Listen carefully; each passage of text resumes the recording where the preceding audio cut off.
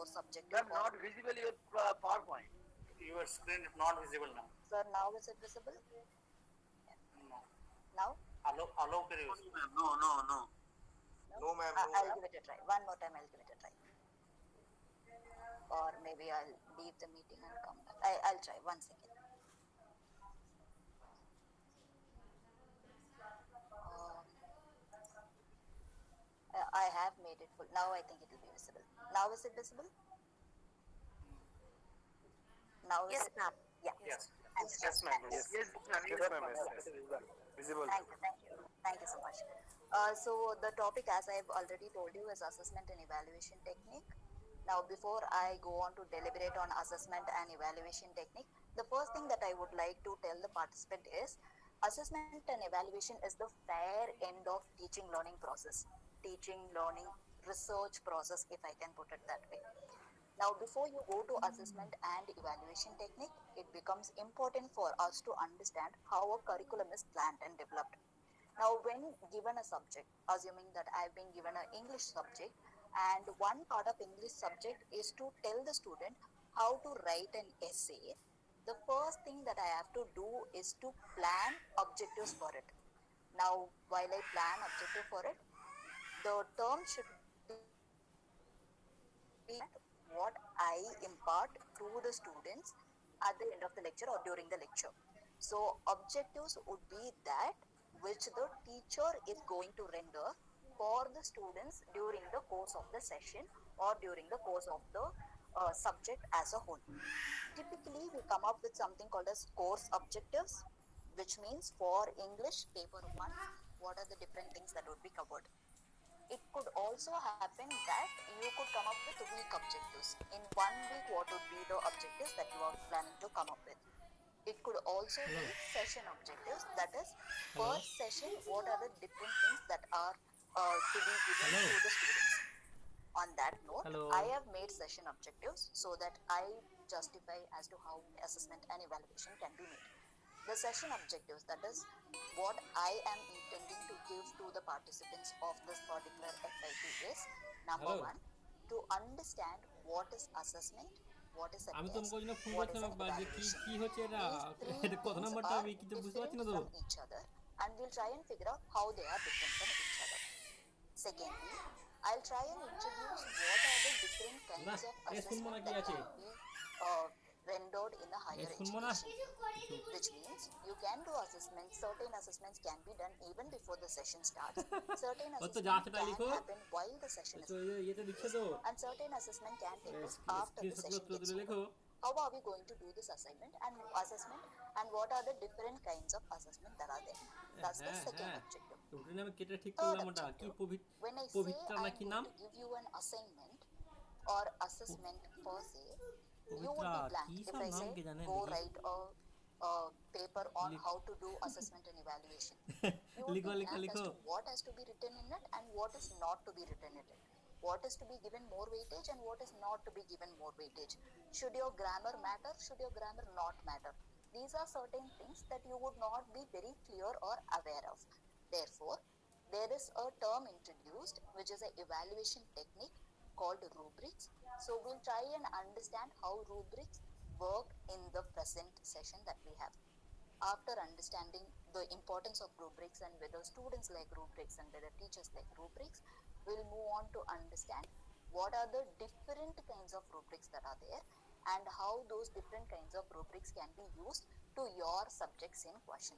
So this is like a general rubric that I would discuss. Depending on the subject and area of interest that you have, you could apply to the course in question. The next thing that we are going to do is, if I give rubric, is it summative of or is it equal to giving marks to the student? The answer technically is no, because you have to convert the rubric into grading. How do you convert the rubric into grading would also be taught in this particular session. And finally, a small exercise would be given where participants would be able to understand what kind of assessment can be used, and to that assessment in question, what is the rubric that can be used, এই and how are they going routine to অনুসারে convert তোমরা the কাজ rubrics করাচ্ছ না into কিন্তু grading.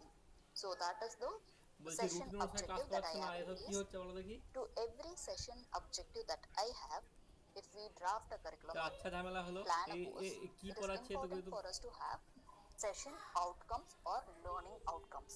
So now that I have 5 session objectives, এইগুলো the আমাদের five পড়ে শুনে learning কি হবে outcomes সবগুলো that I assessment have are: evaluation technique থেকে জিজ্ঞাসা after শুনে listening to the lecture, the participants of this FIP would be able to differentiate between এগুলো আমাদের কোনো assessment, এই test, সপ্তাহে আর কিছু and নাই ভালো evaluation. সেই আমরা যে সেই They ব্লুমের would তোমরা also সব be কি able to করবো ওগুলো understand what are the different factional kinds of assessment that can be given both in the online medium and in the offline medium.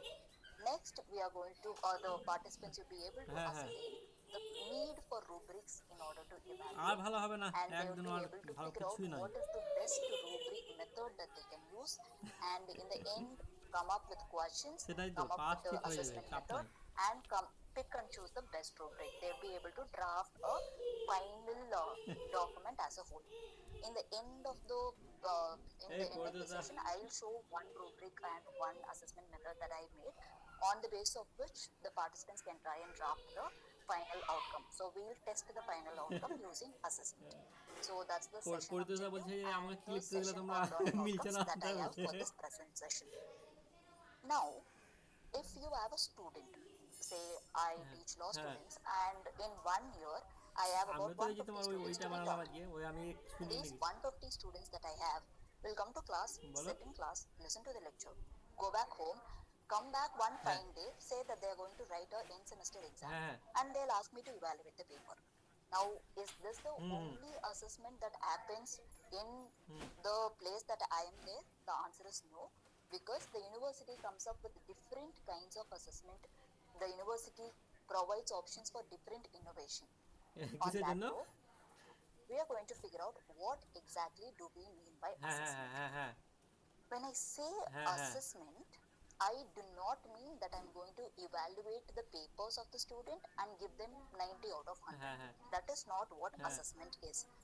For me to assess, step one is for me to teach what I said would be taught in the core subjective.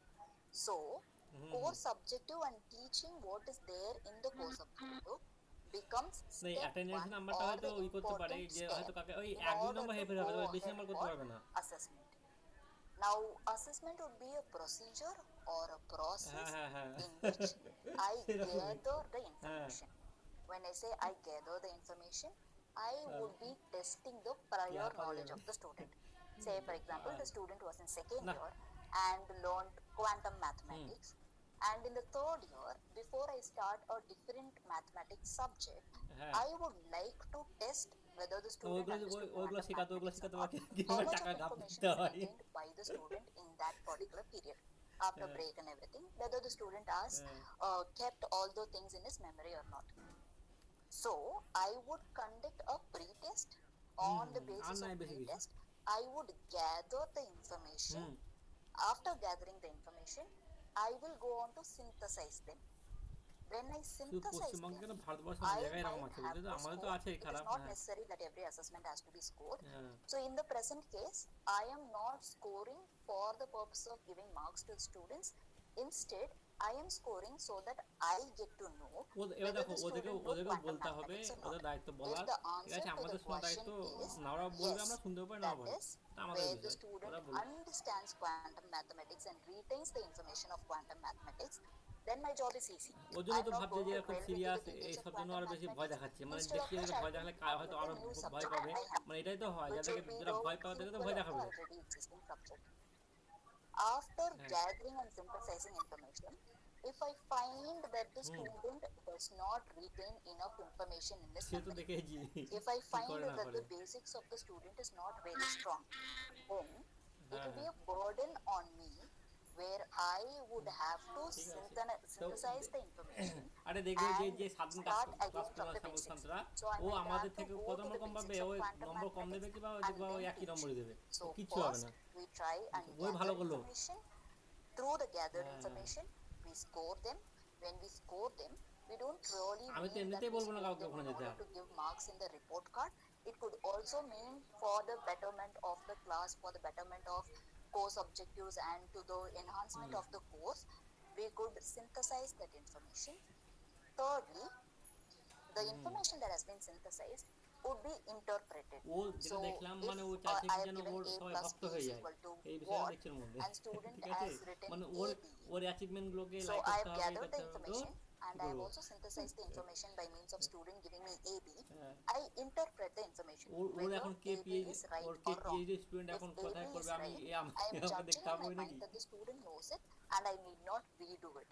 Where the student has not written AB, then I would come to a judgment or I'll form a judgment that the হ্যাঁ student did not know what he thought and তাহলে বলছি therefore O there is সামনে a করার need কি to দরকার repeat whatever I did already. So in assessment, we do not only bother about giving a O question সব করা and যাবে getting the problem answer থাকে back. We bother about understanding what is in আর the প্রচুর brains of message the করে সব student ওখানে or রেখেছি minds of the student, understanding how effectively আমি it তো can be সার্টিফিকেট put পেয়ে গেলেই in বেরিয়ে যাবো teaching, ওখান থেকে আর learning, থাকবোই না research processes. In order to do this, it is very essential to do 4 checks. Check number 1 উল্টো is পাল্টা কি গল্প planning, করবে check পঙ্কজ number স্যার তো 2 is বলেছে ছেলে doing, মেয়ে বাড়িতে সংসার আছে third তাও one is কি করে checking, এতক্ষণ ধরে and এখানে the fourth one is acting. When I say planning, we typically হ্যাঁ plan using the core objectives and learning outcomes, সে তো অবশ্যই which means মেশিনের দরকার if যারা we কোচার start তারা the দরকার lecture দুটোই by দরকার saying the participants will be হ্যাঁ able হ্যাঁ to, or the participants will be taught the difference between assessment, test, and ওরা কি evaluation, করে বলো দেখি আগে থেকে I হচ্ছে have রুটিনগুলো দেখে নেয় formulated a course objective which will বুঝলে তো help them at the end of the বলছি যে lecture to যারা কোচিং করছে differentiate না it. ওরা So ধরো step রুটিনগুলো দেখে number নেয় one যে কিছু lies with কোশ্চেন the মনে সব teacher আগে থেকে সিলেক্ট who করে would রাখে have to ওরা set ঠিক and আছে plan দিয়ে ও শোনার what আগে they are শুধু going to কোশ্চেনগুলোই করে talk to the students in question. Now I have written it in my first slide that I will give you হ্যাঁ or make you aware of the differences. In my হ্যাঁ হ্যাঁ third হ্যাঁ slide, what I'm trying to do is I am trying আমার to সব থেকে কোশ্চেনগুলো actually মজা লাগে tell হচ্ছে you the Haru Mondal difference or between এমন কোশ্চেন assessment, test, করবে and একবারে evaluation. Simple So question I planned in what is the slide 1 difference between এটা and অ্যান্ড I'm এটা doing এটার it বেশি in কিছু কোশ্চেন slide নাই ওর 3 by means of teaching. Now the next thing that I have হ্যাঁ to do is I have to check সেটাই ভেবেছি whether the participants are able to differentiate between assessment, hmm evaluation, and test. Hmm Now, how am I going to do it? In my 40th slide, I have an exercise where the participants are asked to ওরকম come up দেবে with seven assessment হ্যাঁ method, ওই six are seven দেবে asked to সবাইকে না come দেওয়া up হয় with নাকি a tool ঠিক for দিয়েছে testing, and are asked to pick up a rubric for evaluation. হ্যাঁ When the participants are able to do it, then I will be able to check হ্যাঁ হ্যাঁ whether the participants say have তো হবেই actually learned anything from ওইগুলো the তো course or not. So হ্যাঁ checking is the process of figuring out হ্যাঁ হ্যাঁ in the real sense have the students or the ঠিক আছে participants তাহলে taken away হ্যাঁ হ্যাঁ what ঠিক you আছে intended to give and what you intended as learning outcome. So step 1, we plan or we formulate. Step 2, what was planned would be taught, and step 3, what has been taught would be put to test or put to check. Now, when I put it to test, it is not always an incentive for the student to listen to the lecture. Students will not listen to the lecture if you don't have grading system or exam system in place. Therefore, I might have to act using different tools like testing tools. I might have to use different tools where I check how they actually understood the concept. It could be sometimes where I ask the participant in the other side to unmute and answer the question. In that way, I have acted upon what I did, and when the participant have answered the question right, then I have checked it properly. It could also be sometimes where I ask the participants to write it in a type it in a Word document and submit it in Google Classroom. When they turn in the assignment and when I check the assignment, I'll be able to figure out whether they have actually understood the concept or not. So step 4 to assessment is to actually acting upon our intended objectives and figuring out whether the intended objectives are satisfied or not. So assessment as a whole, we call it the process or the learning process in which the end result is to understand whether the student has understood what was intended to be taught and whether the student has got a good understanding of the overall subject. Now, when we are doing it, it is not necessary for the assessments to be graded. Now we are in Corona times and everything is gone online. Most of you would be using something called as Google Classroom. If you look at Google Classroom, there is a place in which you can give assignments to students. And once you give assignments to the other side of the Google Classroom, it will say points to be given. Under points to be given, if you're going to grade the assignment given, you can give 20 or 30 or 40 or 100, whatever your grade that is required to be. sometimes you need not actually do assessment, you need not actually do evaluation, you are not interested in giving points to the students. There is an option where you can say it's an ungraded assessment.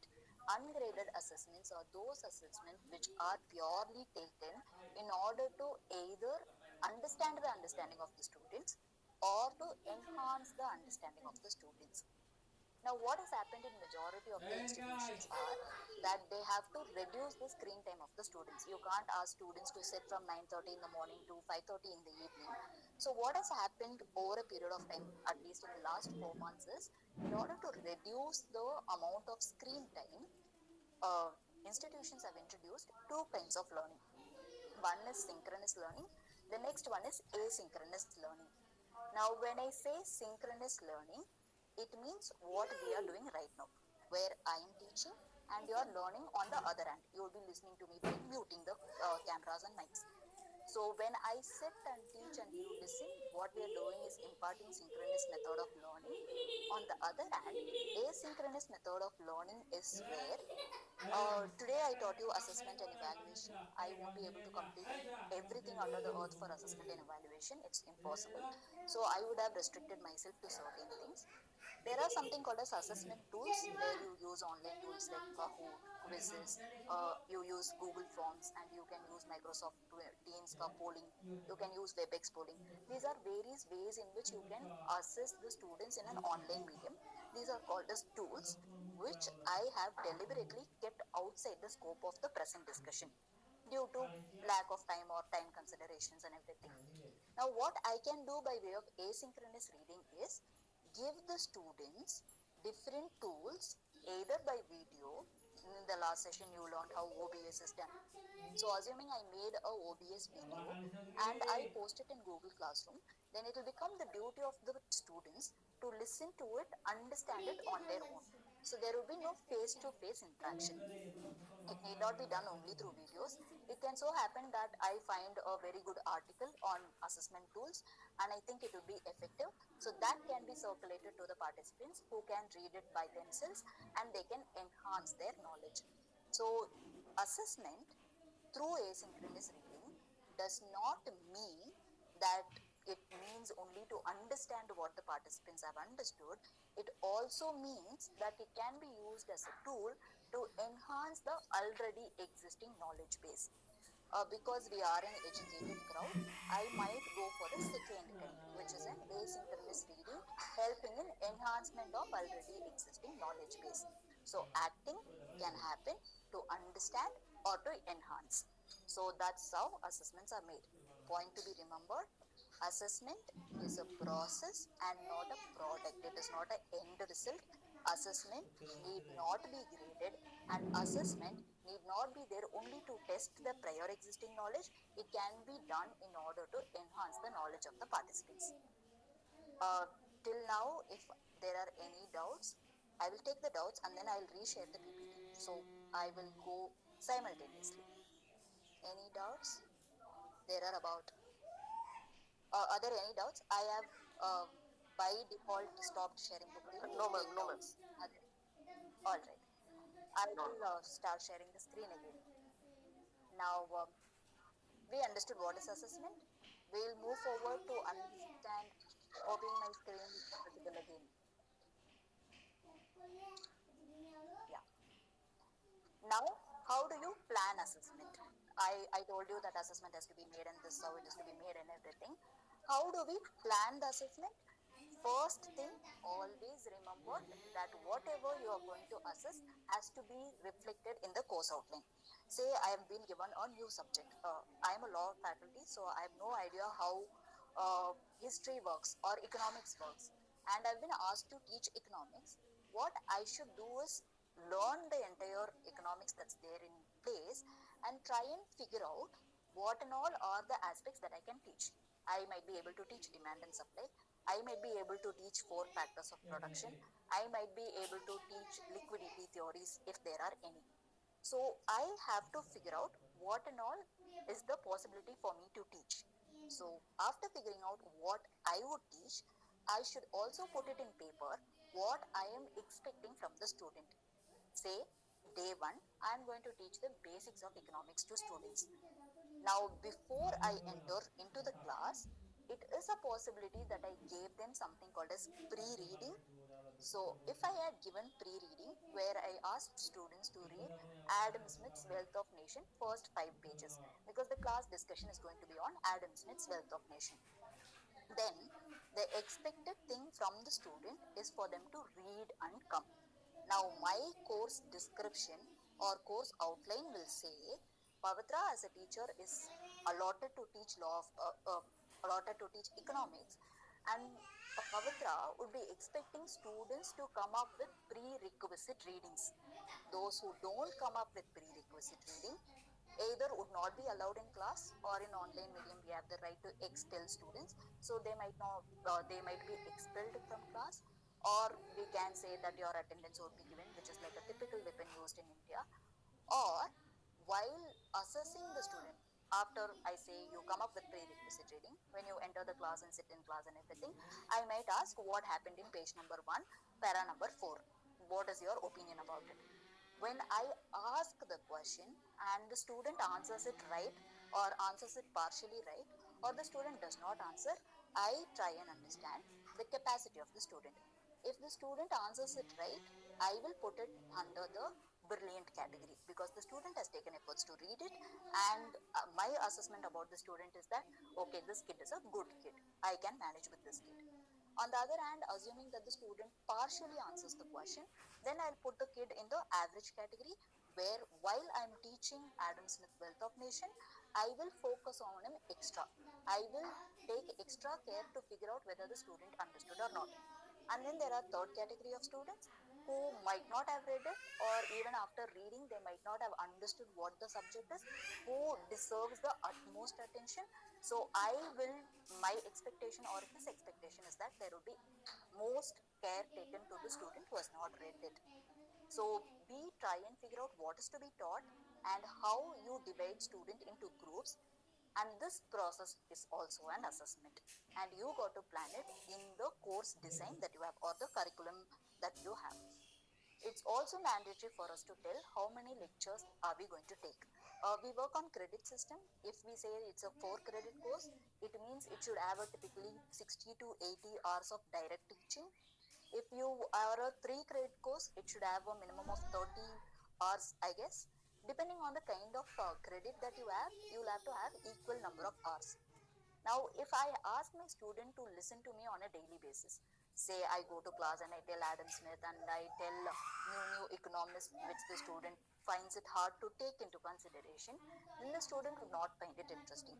So what we can do is, we can say I'll teach for 1 week, and at the end of the first week I'll give you an assignment. You will have to summarize whatever I did for the 1 week and submit back to me. So test number 1 would be the assignment.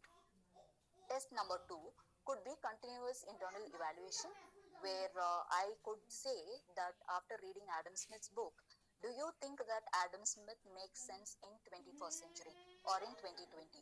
Do you think if Adam Smith lived during the periods of coronavirus, would he have written the same thing? Do you think he would have used the same concept as he did in 1860? So that would be test number 2. So I should put it in paper that test number 2 would be understanding the age old theory in context of today's society. Test number 3 could be for the students to write a paper. We call it mid-semester examination, where if I have 9 units in my particular course, if I had taught 5 units, I will give application-based questions from the 5 units, where even if I go for an open book assessment, students do not have a direct answer. Instead of direct answer, they'll have to read what is there, try and apply as to what is there, and then go ahead and give me an answer, which might again be graded or ungraded. Because it is mid-semester exam and because we make students to sit for 2 hours and write, we might end up grading them. That's the third or fourth test that we can have. And one last test before the end semester that we could have is continuous internal assessment 3, where we would ask the student to come up with their own theory. We'll say the student, why don't you, because you have learned for 60 hours now, why don't you step into the shoes of Adam Smith, think you are Adam Smith, or think you are the judge, or think that you are the mathematician in question, why don't you come up with your own thing? I am hoping Bloom's taxonomy is already over. When we draft learning outcomes or when we draft question papers, we will follow Bloom's taxonomy, where you have knowledge level, which is the understanding level in the first place, and the sixth level is the create level. In the create level, you try and help the student to come up with something on their own. So CIA 3 or continuous internal assessment 3 or the last test before the end semester could be a create level question that you give. And the last thing, as we all know, would be an end semester examination that would be conducted. All of this again have to be reflected in the course plan that we have. Everything that I did, the test one that I conducted asking for assessment, where assignment, whether it's graded or ungraded.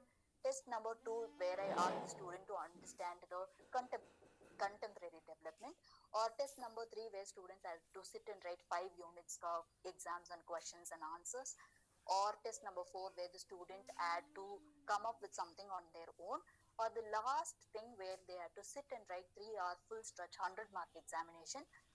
All of this becomes assessment to us, and all of this have to be planned before we walk into the class for day one. So it becomes mandatory for us to tell the number of lectures and also tell the number of tests that is to be made.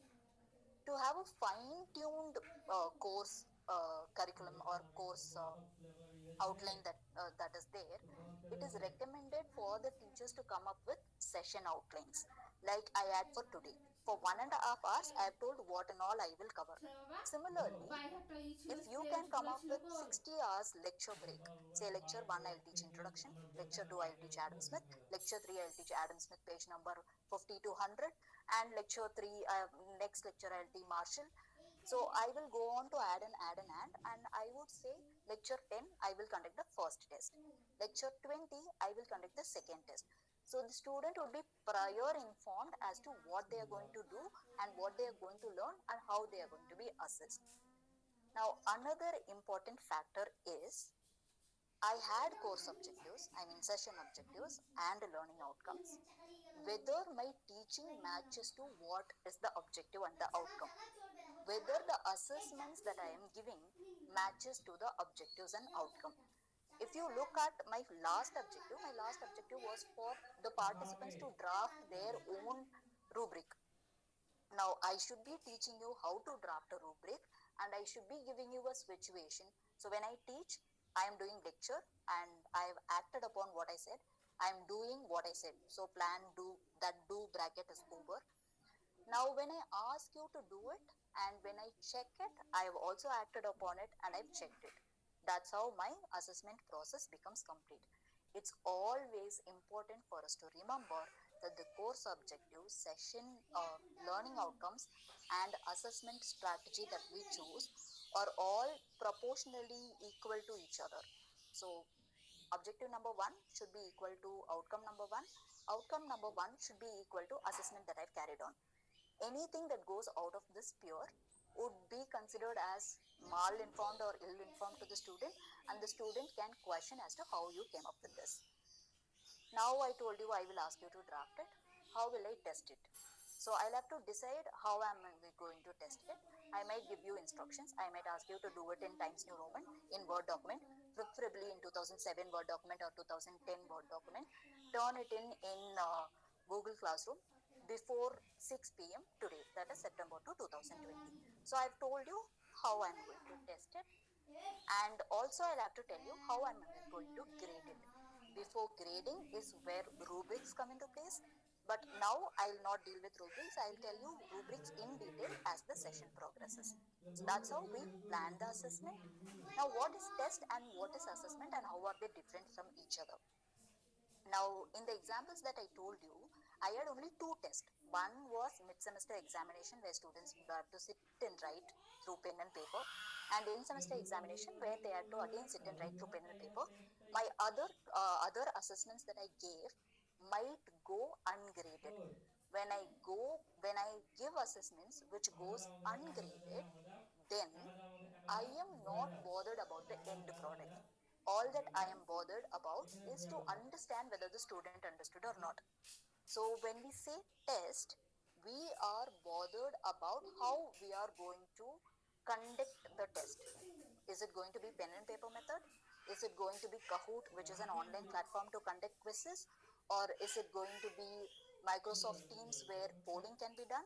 So I'll have to decide how I'm going to conduct the test. So test is a product, and for the product to come up with, there is a requirement of a tool. Tool could be a question paper, tool could be a quiz through online medium, tool could be WebEx platform or Microsoft platforms for polling. Now, all these tools intend to do one thing, and that one thing is measure the objectives and outcomes that are set. Whatever objective that I've set, whatever outcome that I've set, that would be measured using testing. Now, if you are a good teacher, or if I am a good teacher, what I'll end up doing is I will take, if I have 150 students, I'll take all 150 students mark in the end of the year. I will try and figure out how many scored out of 100, how many scored above 90. If about 50% of the students have scored above 90, which means I have satisfied myself with my teaching, and I've also understood that I'm a good teacher.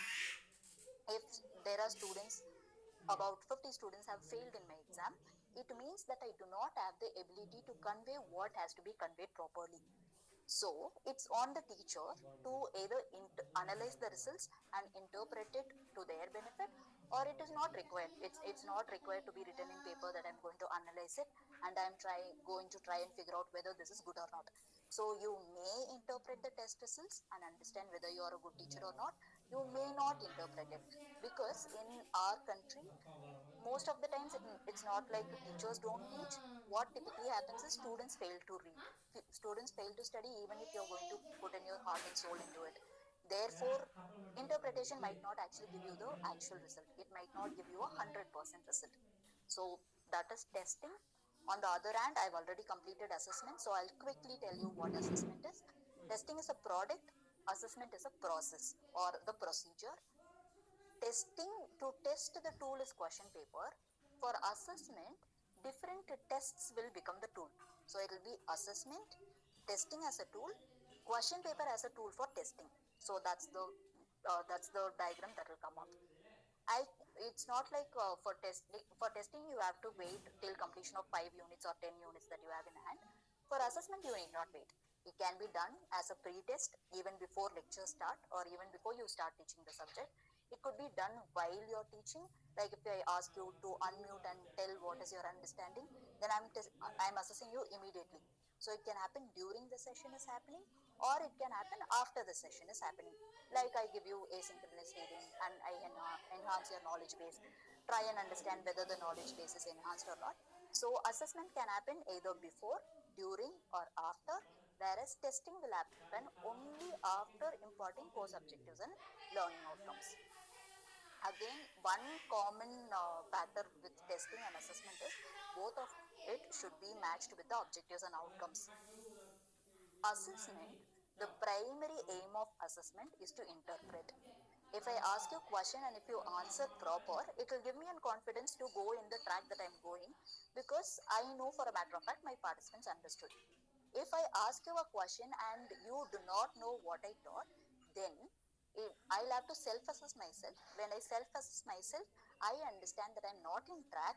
Therefore, I'll have to change the method or the manner in which I teach. So, interpreting the assessments given to participants or students is the foremost or important thing, because it helps you alter the methodology of teaching or the methods of teaching. So we understood what is test, what is assessment. We also understood the differences. Now the final thing that we have in hand is evaluation. Since I kept repeatedly telling you that assessments need not be evaluated in first place, I'm not going into the details of assessment and ungraded assessments. Assuming I've given assessment which is graded, or I've given you test which is graded, then what I do in the end of the evaluation is I make a judgment whether the student has achieved the goals that is intended to be achieved. If I'm a teacher who's going to teach students, the goals that I want students to achieve is that I want good answers in the answer sheet. I want good grades to be reflected. I want students to write it in paragraph or pointers. I want students to use steps in order to solve the math. I don't want them to include the math without solving the steps. So I would have clearly told them these are the steps that you should do in order to conclude the math problem. So in evaluation, what we try and do is we try and figure out the levels or the degree with which the intended goal by the teacher is achieved by the student. When we say teaching learning process, teaching is what is my intention, learning should be the intention of the student. In evaluation, teaching was what was intended by the teacher, proving through grades uh, will become the burden on the part of the student. So evaluation helps you figure out the degrees with which the goals are achieved. Now when we evaluate, it is not necessary